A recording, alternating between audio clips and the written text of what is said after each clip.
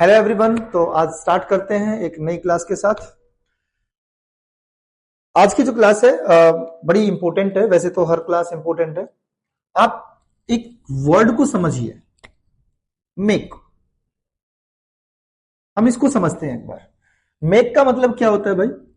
आपने कहा जी बनाना, आपने कहा बनाना, ठीक है जी। कोई भी चीज बनाना, मेक। लेकिन कई बार क्या होता है, मेक का कोई मतलब नहीं है। कहां नहीं है? जब मेक एक पॉजिटिव वर्ब है, पॉजिटिव। अब पॉजिटिव क्या होता है? पॉजिटिव वर्ब कौन सी होती है? पॉजिटिव वर्ब कौन सी होती है? अब इस बात को समझते हैं। इस वर्ड को समझिए, इसी से पता चल जाएगा आपको। CAUSE, कोज। कोज का मतलब होता है कारण, कोई कारण। जैसे कि हम बोलते हैं बी कोज, बिकॉज जो बोलते हैं कारण बनता है, जो कारण बनता है, इसीलिए हम कहते हैं क्योंकि। आप मार्केट क्यों गए थे? क्योंकि, मतलब कारण इसका ये बना, रीजन इसका ये बना, तो कोज। तो कोज का मतलब क्या होता है? कोज का मतलब होता है कारण, किसी कारण। अब ये जो है, ये पॉजिटिव वर्ब किस लिए है? ये पॉजिटिव वर्ब इसलिए है क्योंकि पॉजिटिव वर्ब क्या करती है? पॉजिटिव वर्ब क्या करती है कि दूसरी वर्ब का मतलब बदल देती है। जो दूसरी वर्ब होगी उसका मतलब बदल देगी। दूसरी वर्ब का जो मतलब बदल दे उसको हम बोलेंगे पॉजिटिव वर्ब, जो रीजन बनती है दूसरी वर्ब को बदलने के लिए। जैसे कि हमारे पास एक वर्ड है खेलना, प्ले। प्ले होता है भाई खेलना। अब खेलना वर्ड है आपके पास, प्ले। आपको इसे बनाना है खिलाना, मतलब किसी को खिलाना। तो हम क्या करेंगे?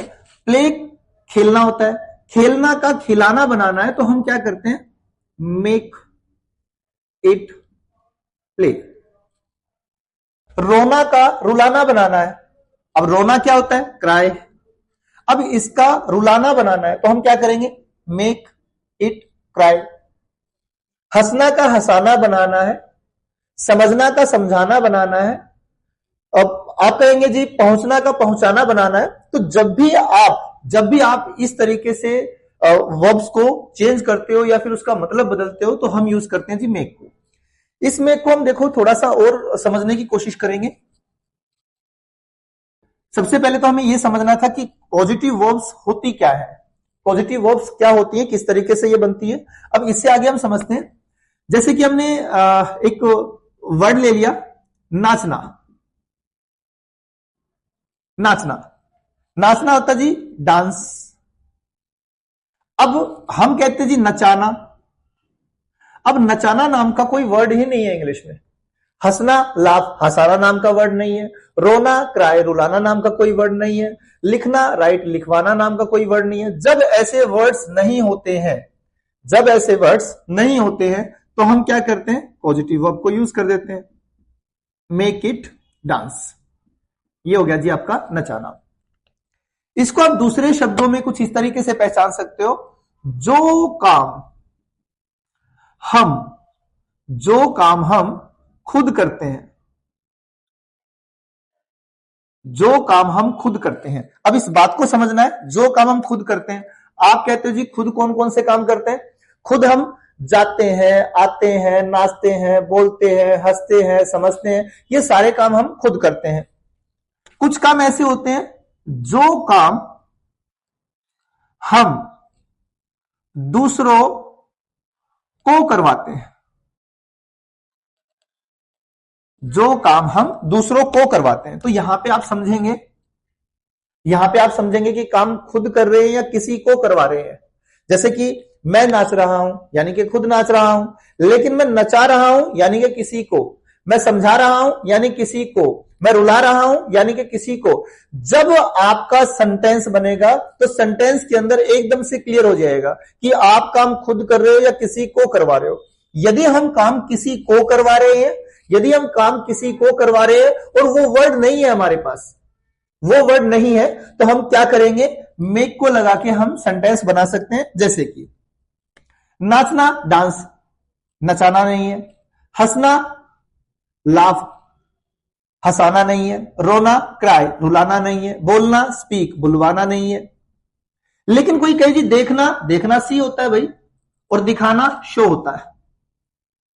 देखना सी, दिखाना शो, यानी कि इस वर्ड के लिए या इस वर्ड के लिए मेक को यूज हम नहीं करेंगे। जब हमारे पास पर्टिकुलर वर्ड होता है तो हमें यूज करने की जरूरत नहीं होती। जैसे कि पढ़ाई करना स्टडी, और पढ़ाना भाई टीच, तो इनके लिए हम मेक को यूज नहीं करेंगे। मेक को हम कब यूज करेंगे? मेक को हम यूज करेंगे तब जब हम दूसरों को कोई काम करवा रहे हैं और वो वर्ड हमारे पास नहीं है। जब नाचना का नचाना, हंसना का हंसाना, रोना का रुलाना, खेलना का खिलाना, समझना का समझाना हमें बनाना है तो हम मेक को यूज करते हैं। जो वर्ड ऑलरेडी हमारे पास है तो उसके लिए हमें मेक को यूज करने की कोई जरूरत नहीं पड़ेगी। इसको कैसे यूज कर सकते हैं हम? मेक इट मतलब ऑब्जेक्ट। ऑब्जेक्ट क्या होता है भाई? जिसके ऊपर काम होगा वो। मेक फिर ऑब्जेक्ट और फिर जो भी आपको वर्ड बदलना है, नाचना का नचाना बनाना है या हंसना का हंसाना बनाना है, रोना का रुलाना बनाना है, वो वर्ड यहां आ जाएगा। तो आपने कहा जी ऐसा है मेक मी, और जो भी काम है वो कि मुझे नचा दो, मेक मी डांस, मुझे हंसाओ, मेक मी लाफ, मुझे रुलाओ, मेक मी क्राई, मुझे समझा दो, मुझे समझ में नहीं आया तो मेक मी अंडरस्टैंड, तो मुझे ये चीजें समझा दो, मेक मी अंडरस्टैंड। यहां क्या है? ऑब्जेक्ट कोई भी हो सकता है। आपने कहा जी उसे नचाओ, मेक हिम डांस। लड़की है तो मेक हर डांस, यदि वो ज्यादा है तो मेक देम डांस। ठीक है जी। अगर आप कहते हैं जी हमें ये काम करवा दो तो मेक अस डांस। ठीक है। अगर आप मना करते हो कि मुझे ये काम मत करवाओ भाई, तो आपने कहा डोंट मेक मी डांस, मुझे नचाओ मत क्योंकि मुझे नाचना नहीं आता, मुझे नचाओ मत, डोंट मेक मी डांस, मुझे हंसाओ मत भाई, don't make me laugh, don't make me cry. तो जब भी आपको कोई किसी तरह का सेंटेंस बनाना है तो सेंटेंस के अंदर आपको ये चीज ध्यान रखनी होगी कि काम को खुद कर रहे हैं या दूसरों को करवा रहे हैं। यदि हम काम दूसरों को करवा रहे हैं, यदि हम सेंटेंस के अंदर काम दूसरों को करवा रहे हैं और वो पर्टिकुलर वर्ड हमारे पास नहीं है, तो हम क्या करेंगे? हम मेक से सेंटेंस बना सकते हैं। मेक, उसके बाद ऑब्जेक्ट रहेगा आपका, उसके बाद फर्स्ट फॉर्म। किसी भी तरह का कोई भी सेंटेंस आप बनाएंगे, सेंटेंसेस के अंदर जो चेंजेस आएंगे, जैसे कि हमें फर्स्ट फॉर्म करनी है, सेकंड करनी है, थर्ड करनी है, आईएनजी लगाना है, एसआईएस लगाना है, वो सब कुछ मेक के साथ होता जाएगा भाई। इसके बाद कोई चेंज नहीं है। डांस जो है सेम रहेगा, फर्स्ट फॉर्म ही रहती है। जो भी चेंजेस हमें करने होते हैं वो हम मेक के साथ करते हैं। तो देखिए एक बार, आई थिंक ये सारी चीजें आपको क्लियर हो गई होगी। आप इसका स्क्रीनशॉट भी ले सकते हैं एक बार इसको समझने के लिए, क्योंकि इसको थोड़ा सा हम आगे और समझ लेते हैं। देखिए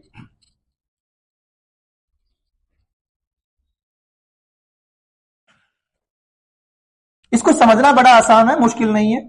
बस थोड़ा सा आपको इस चीज पे जरूर ध्यान देना है कि काम हम खुद कर रहे हैं या किसी को करवा रहे हैं।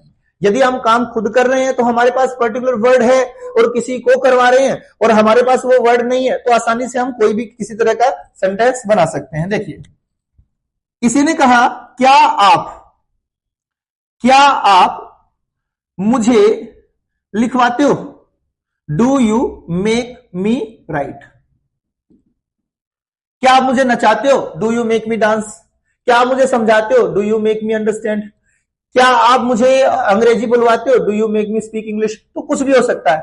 आप इसको डिड कर सकते हो भाई कि क्या आपने मुझे लिखवाया था? Did you make me write? क्या आप मुझे लिखवाओगे? Will you make me write? क्या आप मुझे लिखवा सकते हो? Can you make me right?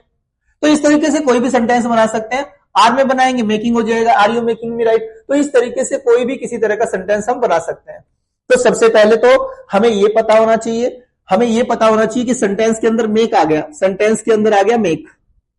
अब इस मेक का मतलब बनाना है या फिर ये पॉजिटिव वर्ब है, ये कैसे पता चलेगा? ये हमें पता चलेगा यदि सेंटेंस के अंदर दो वर्ब है। अब यहां पे दो है तो यहां पे राइट है और मेक है, तो ये पॉजिटिव वर्ब है। अगर सेंटेंस के अंदर अकेला मेक है, अगर अकेला उसके अंदर मेक है, तो हम समझ जाएंगे इसका मतलब बनाना है।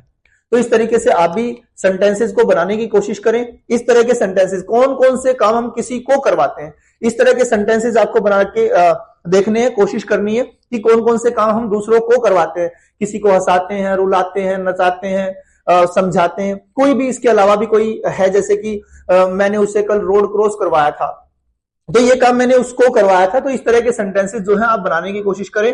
जो भी सेंटेंस आपको टिपिकल लगता है, थोड़ा सा टफ लगता है, तो वो आप कमेंट में डाल सकते हैं। तो हम पूरी कोशिश करेंगे आपको वो चीजें बताने की। Thank you very much. तो आप भी सेंटेंसेस बनाइए। अगर आपको ये वीडियो अच्छा लगा तो जरूर सब्सक्राइब करें, लाइक करें, बेल आइकन जो है उसको दबाएं ताकि आपको नोटिफिकेशन मिलते रहे जो भी हमारे नए वीडियोस होंगे। Thank you very much.